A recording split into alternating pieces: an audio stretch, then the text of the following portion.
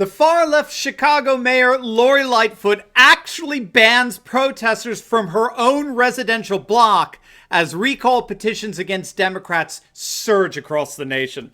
In this video, we're going to take a look at the latest Democrat mayor to go full Marie Antoinette and enjoy the protection and security she willfully denies to her own citizens, all the while recall petitions are threatening Democrat mayors and governors all across the country. You are not going to want to miss this one. Greetings, everyone. Dr. Steve here with you. Great to be with you as always. I hope you're having a wonderful start to your weekend. If this is your first time here on this channel, I post 2 videos a day analyzing current events, analyze some super awesome conservative trends so you can live in the present in light of even better things to come. So if you haven't already done so, you know what to do. Make sure to smack that bell and subscribe button. It'd be an absolute privilege to have you as a regular part of this channel where each and every day we together celebrate the collapse of left-wing globalism and the unstoppable rise of a new conservative age. But first, before we do anything else, make sure to click on that link below and head on over to my special website for My Patriot Food Supplies. We saw with the whole pandemic insanity,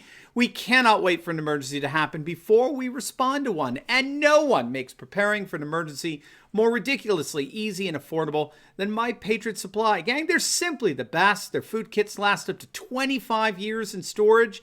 They include breakfasts, lunches, and dinners. And best of all, they have a guarantee policy that will knock your socks off. And if you act now, you can save $100 off a full 4-week emergency food supply when you click on the link below to my special website. You heard that right, 100 smackers off.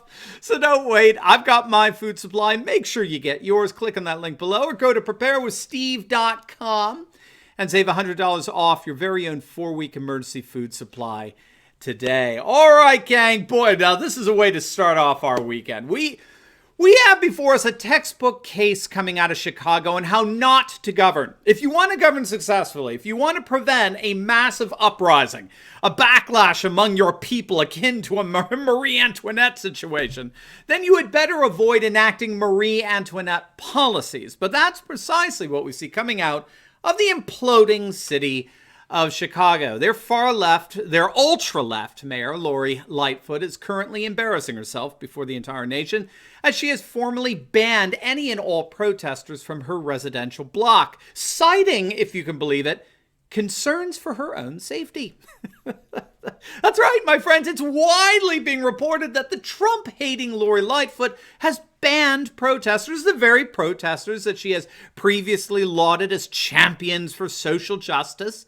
Yes, those same protesters who were allowed to turn the city upside down, all in the name of fighting systemic racism. Those same protesters are not allowed anywhere near her home. They're not even allowed on her residential block. They, of course, can protest in your neighborhood. They can disrupt your businesses. They can make your life difficult, but not Mayor Lori. Nope, she's just too important. To use the words of the pandemic police, her work is essential and yours isn't. Chicago police are currently enforcing the ban. They're instructed to arrest immediately anyone protesting anywhere near her home in Logan Square. Now, wouldn't it be wonderful if Lightfoot did the same for the rest of her city? Take a look at this. Downtown residents are absolutely panicking as the crime rate is completely soaring throughout the city. Chicago has more or less been completely taken over by lawless thugs, rioters, looters, BLM radicals, and residents are like, where the heck are the police? Where's any semblance of law and order? We didn't sign up for this defund nonsense.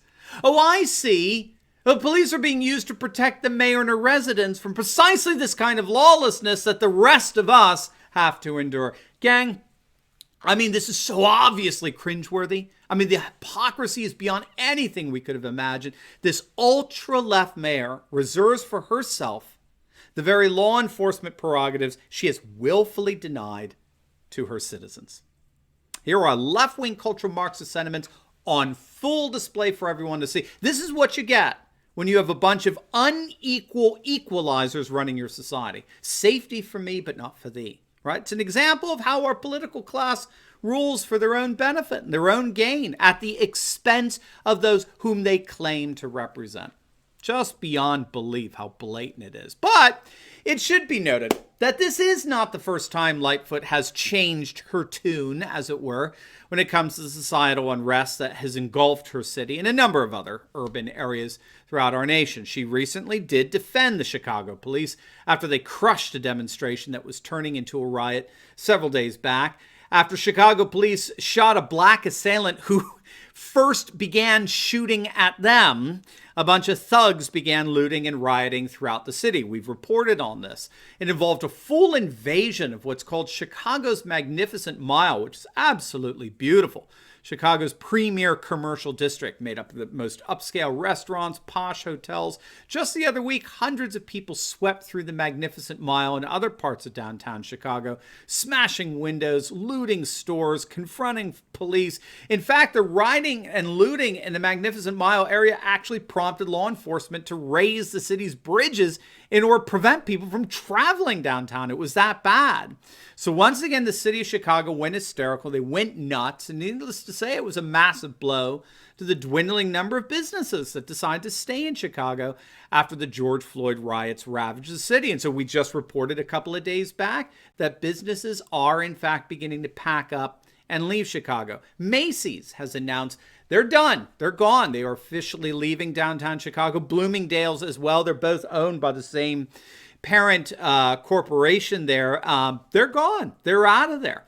And so this ultra-left Lori Lightfoot just appears more and more to be leaving the city to rot while she just barricades herself in her own home.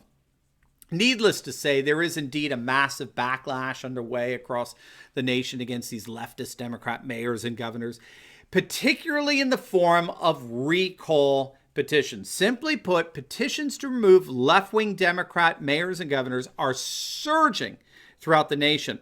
And there are two different forces that we can see that are behind these petitions. That's what's so interesting here.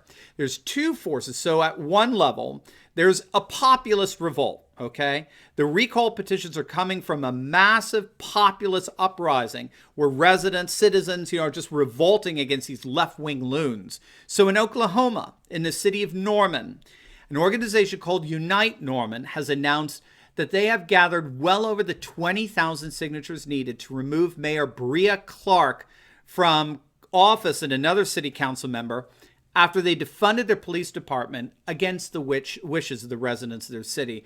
The moment this Oklahoma mayor voted to slash police department funding, this was back in June, the people just rose up, they got organized, and now they have the signatures to formally launch an official vote to depose her and remove her from office. In Boise, Idaho, efforts are underway to kick out the Democrat mayor Lauren McLean and a Boise City Council member Lisa Sanchez. The petition accuses McLean of lying to the public, campaigning as a moderate but governing as a far leftist liberal, and as particularly evident, her draconian measures during the whole COVID lockdown, as well as her disparagement towards police and law enforcement after the race riots broke out. And it was the same with this Sanchez, who used cultural Marxist racist rhetoric to disparage law enforcement. Idaho is very, very conservative. It's a wonderful state. It's almost entirely red for the exception of Boise and Moscow up north, where the University of Idaho is. And so it's really no wonder that voters there are rising up against these ultra left-wing activists disguised as civil servants. Let's go over to Michigan, where there have been a number of recall efforts aimed at the insane Governor Gretchen Whitmer. A recall petition was formally submitted to Michigan's Board of State Canvassers at the beginning of June, and while the petition was rejected by the board, claiming that it lacked clarity and factual basis, whatever the heck that means, another group called Restore Freedom has formed a recall petition in the hopes of finally ousting their ultra-left, nutty governor, who at one time was considered a possible running mate for Joe Biden, but alas, she turned out to be the wrong color. In the meantime, the Board of State Canvassers has indeed approved a petition to strip Whitmer of her special emergency powers, which allowed her to take actions without the legislature's approval during the declared emergencies. So Whitmer is getting her handed to her. Let's head over to California. There have thus been three recall efforts ousting Governor Gavin Newsom. Two have been rejected, but the third seems to be gathering some pretty impressive steam here. There are currently over 70 community Facebook groups advocating the recall petition, and they have some time on their deadline is until November 2020. At issue is how Newsom handled the COVID debacle. So for many, Newsom acted more like a tyrant who put the entire state of California under house arrest for 3 months. And so petition signing events are being held all across California in an effort to oust this governor. Let's go on over to the city of Seattle, home of the failed Marxist experiment, which is, of course, a redundant phrase since Marxism entails failure. But Seattle is, of course, home to the failed Marxist experiment Chaz, or the CHOP Autonomous Zone. Residents have had it with the left-wing lunatic that's over there, a city council member named Kshama Sawant.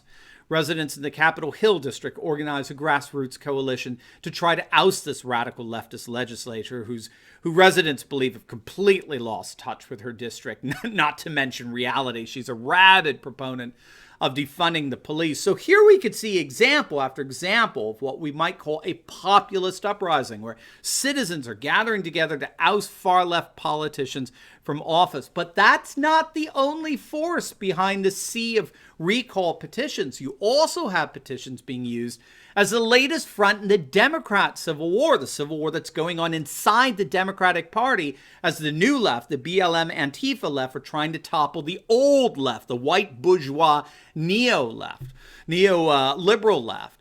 And so what they're doing is they're targeting these mayors and these governors as a way of trying to get rid of the old left and put themselves, the Antifa BLM left, in charge. And so that's what we're seeing here in a lot of these recall politicians that have been coming out of late. So again, in Seattle, the feckless mayor Jenny Durkin is herself the target of a recall effort, which is dubbed Fire the Mayor by its organizers, who are all far-left organizers, far from being angered and disgusted over her willful negligence in law enforcement. Instead, these left-wing lunatics are particularly outraged over the mayor's use of tear gas to disperse the rioters and protesters. So now the new left is trying to get rid of the old establishment left like Jenny Durkin. Similarly, in Portland, there are now calls for the far-left mayor Ted Wheeler's resignation, even though he actually sided with Antifa originally. So we're really seeing nothing less than a kind of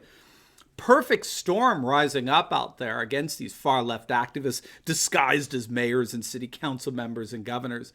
Both right and left, residents and activists, are united in toppling them from power. And when all is said and done, we have people like Chicago Mayor Lori Lightfoot to thank for it.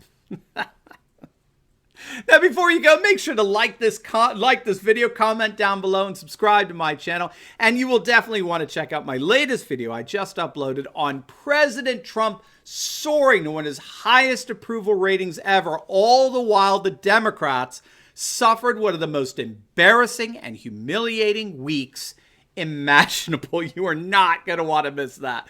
Make sure to click on the link, and I will see you over there. God bless.